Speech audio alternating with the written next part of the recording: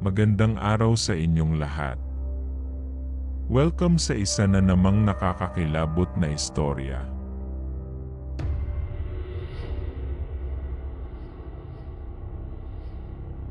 Tuwang-tuwa si Crisanta nang tanggapin ng mag-asawang Filipino-Chinese ang kanyang biodata bilang kasambahay. Kasabay din ng araw na iyon ang kanyang simula sa trabaho.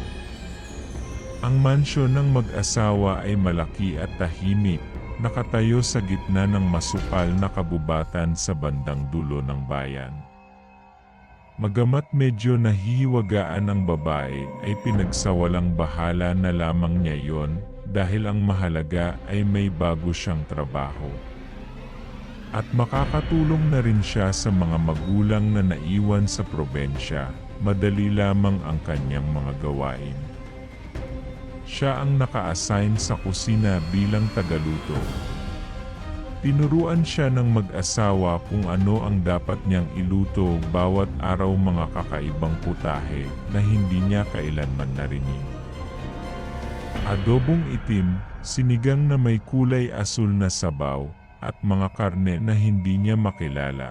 Kakaiba ang lambot ng mga karne na kanyang hinihiwa sa tuwing magluluto siya. Napansin din niya ang kakaibang kilos ng mag-asawa. Madalang lamang itong lumabas sa kanilang silid tuwing umaga, pagpatak ng 6:00 ng hapon, saka naman sabay na lumalabas ang mga ito kasama ang nag-iisa nilang anak na lalaki. Madalas ay may kasama pang mga bisita ang mga ito na iniimbitahan na kumain ng mga nakahain na putahe sa lamesa. Doon na rin natutulog ang mga bisitang naiimbihatan ng mag-asawa. Habang lumilipas ang mga araw, napansin ni Crisanta ang kakaibang amoy na bumabalot sa buong bahay tuwing gabi, amoy na parang nabubulok na karne. Minsan, nakakakita rin siya ng mga bakas ng dugo sa sahig ng kusina na tila hindi na kayang tanggalin ng kahit anong linis. Isang gabi, matapos niyang maghugas ng mga pinggan, napansin niyang nakabukas ang isang pinto sa dulo ng pasilyo. Pinto na ipinagbawal sa kanyang lapitan. Sa lahat ng silid sa bahay ng mag-asawa, iyon lamang ang hindi niya pwedeng pasukan. Hindi niya mapigilan ang kanyang kuryosidad. Dahan-dahan siyang lumapit.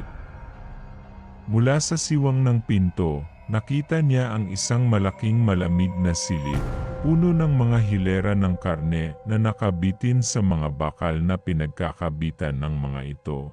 Dahil medyo malamlam ang ilaw sa loob, kaya hindi maaninag ng maayos ni Crisanta kung anong klaseng karne ang mga iyon. Kinapa niya ang switch ng ilaw sa loob at hindi naman siya nahirawan dahil nasa mismong gilid lamang ng pinto ito. Agad niyang pinindot ang switch at kumawala ang liwanag sa buong silid. Agad tumambad sa kanya ang mga katawan ng tao na nakasabit. Walang ulo, lamang loob, paa at kamay ang mga ito. Halos panawan siya ng ulit sa nakita. Napasigaw si Crisanta, ngunit bago pa man siya makatakbo, naramdaman niya ang matulis na karayom na bumaon sa kanyang leeg. Namamanhid ang kanyang katawan habang naririnig niya ang boses ng among lalaki, malamig at walang emosyon. Pasensya ka na, Crisanta. Isa ka na rin sa menu bukas. Nagising si Crisanta na nakagapos sa isang mesa ng kusina. Sa kanyang paligid ay ang mag-asawa, nakasuot ng puting apron, hawak ang mga matutulis na kutsilyo. Marahan nilang sinimulan ang paghiwa sa kanyang balat habang siya'y buhay pa. Dinig ang bawat sigaw at pakiusap niya na parang musika sa kanilang pandinig. Sa huling sandali ng kanyang buhay, bago tuluyang pumikit ang kanyang mga mata, nakita niya ang sarili niyang karne inihahanda para sa hapunan ng mga bisita sa susunod na gabi. Pakalipas ng ilang linggo, muling nag-anunsyo ang mag-asawa. wanted, kasambahay mataas ang sahod. Libre ang tirahan, mabilis itong pinatulan ni Helena, isang dalagang galing sa kabundukan ng Quezon. Matapang siya at nangangarap ng magandang buhay para sa pamilya.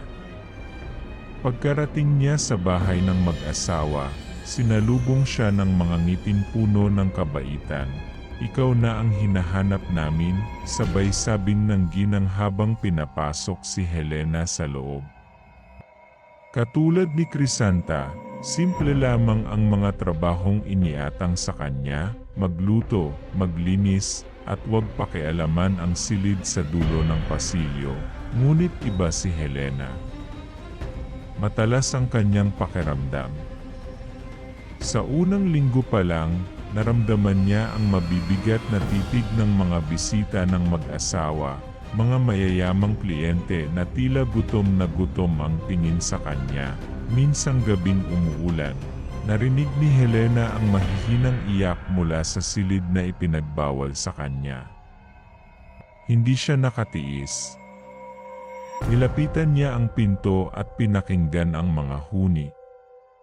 Nanginginig siya sa kaba. Dahan-dahan niyang binuksan ang pinto. Sa loob, nadiskubre niya ang isang matandang lalaki, halos butot balat, nakagapos sa isang sulok. At may marka ng mga hiwa sa buong katawan. Sa kabilang bahagi ng silid, nakita niya ang mga larawan ng mga dating kasambahay. Bawat isa may kasamang presyo at deskripsyon ng parte ng katawan na nakuha mula sa kanila. Napaatras si Helena sa sindak. Ngunit sa likuran niya ay naroon na ang mag-asawa, nakangiti. "Nagustuhan mo ba ang sekreto namin?" Malumanay na tanong ng among lalaki, habang hinahawakan ang isang malaking kutsilyo. Pero hindi tulad ni Crisanta. Akmang tatagain na ng among lalaki si Helena nang bunutin ito. Ang maliit na baril mula sa suot nitong uniforme pangkatulong. Walang pag-alinlangang binaril ni Helena ang lalaki. Tinamaan ito sa dibdib at agad na bumagsak sa sementong sahig. Gulat na napaatras ang asawa ng lalaki. Akma sana itong tatakbo ng barilin ni Helena sa ulo ang ginang. Humandusay ito at naliligo sa dugo. Dali-daling lumabas si Helena sa silid at pumunta sa kwarto ng mag-asawa. Kinuha niya lahat ng pera at alahan ng mga ito at agad na lumabas ng bahay. Hindi alam ng mag-asawa na dati siyang membro ng Gang for Hire. Dati siyang sundalo na natanggal sa trabaho matapos masangkot sa pagpatay sa isa sa mga drug pusher na inuutusan nila sa pagbebenta ng druga. Maswerte pa rin siya matapos tanggapin ng korte ang hiling niyang maging state witness sa kaso. Napawalang sala siya pero hindi na siya pinabalik sa trabaho. Dahil sa kawalan ng trabaho at pagkakakitaan, napilitan siyang pasukin ang malagim na mundo. Naging kasapi siya ng Gun for Hire. At isa ang mag-asaswang Filipino-Chinese ang target ng sindikato. Nasa pintuan na siya nang may tumamang patalim sa kanyang balikat.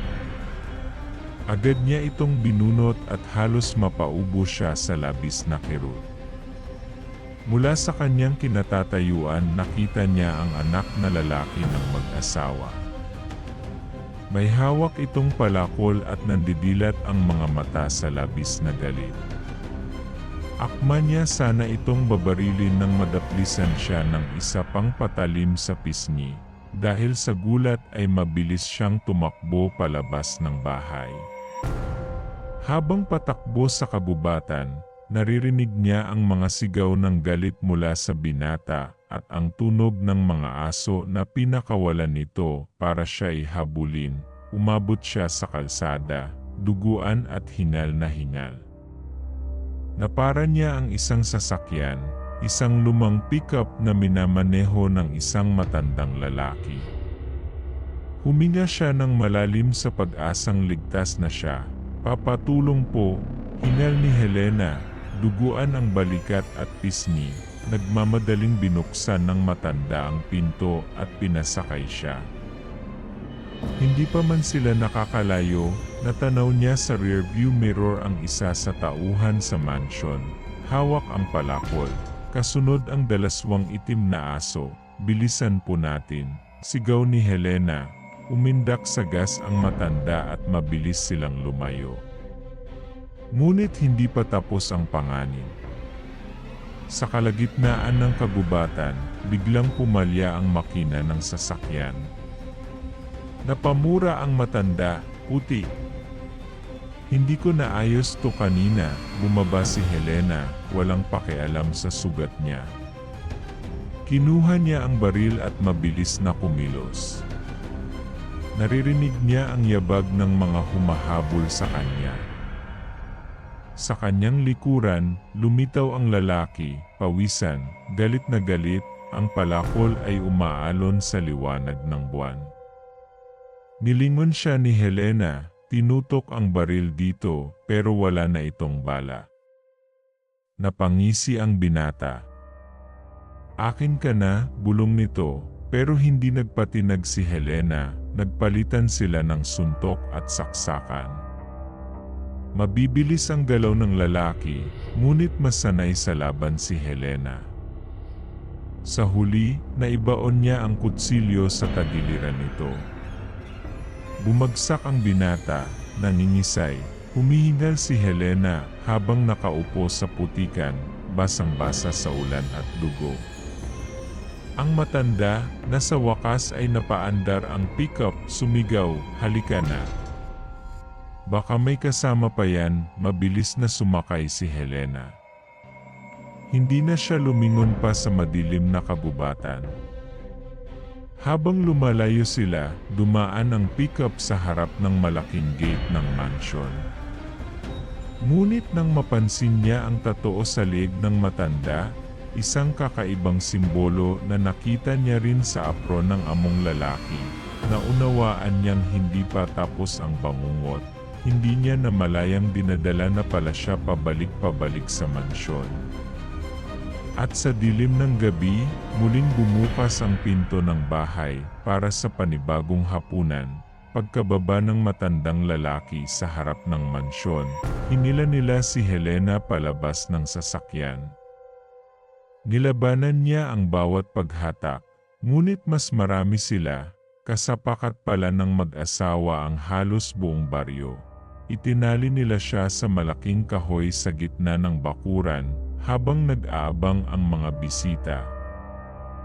Bawat isa'y may dalang matatalas na kutsilyo at makikita sa mukha ng mga ito ang pananabik na makakain ulit ng sariwang laman.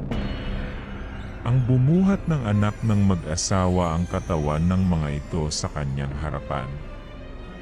Hindi kawalan sa samahan ang mamatay sa kamay ng aming pagkain, babae.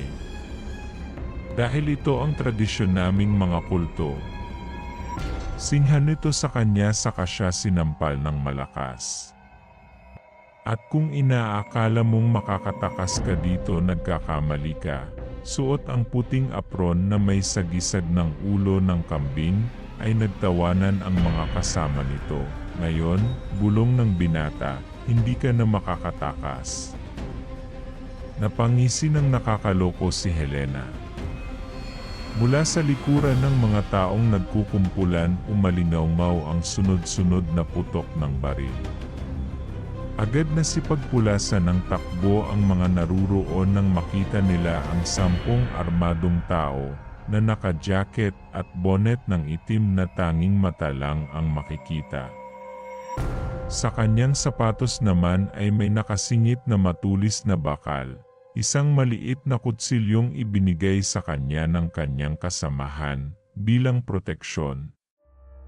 Gamit ang kanyang huling lakas, pinunit niya ang tali at biglang sinaksak ang lieg ng matandang lalaki na sumundo sa kanya. Nagkagulo na ang lahat, mabilis niyang kinuha ang kutsilyong hawak ng isang bisita. At nagsimula siyang daluhingin ang mga tao, nagtangkang tumakas sana ang anak ng kanyang amo. Ngunit nahuli siya ni Helena. Sa gitna ng pagganap ng dugo at sigawan, hinila niya ito pabalik sa gitna ng bakuran at itinali ng parehong tali na ginamit sa kanya. Hindi kayo ang kakain sa akin, bulong ni Helena. Ako ang kakain sa inyo. Sa harap ng natitirang mga bisita na nanginginig sa takot, niluto ni Helena ang laman ng binata sa mismong apoy ng kanilang inihanda kanina, ang lugar kung saan siya dapat maging pagkain. Tulungan niyo ako! Sigaw niya sa mga kasamahan na puro armado. Kaya pala wala na tayong balita kay Crisanta dahil puro pala halimaw ang mga ito. Wika ng isa sa mga kasama niya, mabuti na lang at nakarating kami sa tamang oras na napagkasunduan natin. Dahil kung hindi ay magiging hapunan ka na din pala ng mga ito. Dugtong naman ng isa pa sa kasamahan niya, sabay pa itong nagpaputok ng baril sa ulo ng isa sa mga kulto na natitira pa doon. Halos magwala naman sa labis na sakit ang anak ng kanyang amo nang idiin niya ang balat nito sa apoy. Halos kahindik-hindik ang sumunod na ginawa nila Helena sa binata. Walang awa nila itong chinop-chop ng buhay. Ang bawat karne ng laman nito ay pilit nilang pinapakain sa mga natitirang grupo ng mga kulto. Ang hindi susunod ay binabaril nila sa ulo.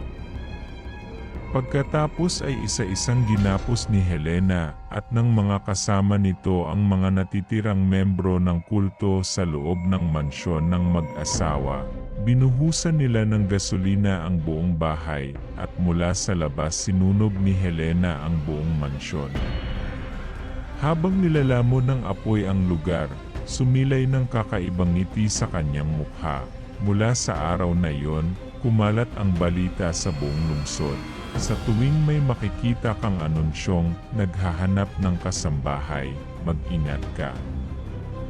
Baka hindi sila ang matakot sa iyo, baka ikaw ang magiging susunod na multo sa kanilang hapagkainan. Kung nagustuhan nyo ang ating kwento, maaari sana mag-subscribe, like and share na din. Maraming salamat po.